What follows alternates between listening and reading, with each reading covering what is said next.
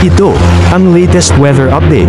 Alamin ang pinakasariwang ulat panahon ngayon dito sa Information TV Educational Channel. Yan na wala po tayong binabantayan o namomonitor na low pressure area o bagyuman sa loob ng ating Philippine Area of Responsibility.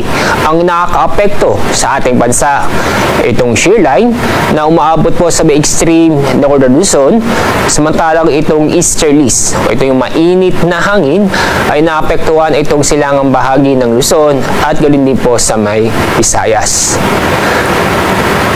At sa ating lagay na panahon ngayong araw ay inaasahan pa rin natin na maulap ang kalangitan at may kasamang kalat-kalat na pag-ulan at thunderstorm sa Batanes, ganun din po sa probinsya ng Cagayan, Isabela, Aurora at Quezon. Samantala, ang lalabi pong bahagi po ng Luzon at ganun din po itong buong Visayas at itong buong Mindanao ay magiging maganda at maliwal sa panahon, kung saan ay makakaranas po tayo ng bahagyang maulap hanggang sa maulap ang kalangitan. Maliban sa mga biglaang buhos ng ulan o mga isolated na pag-ulan dahil sa thunderstorm.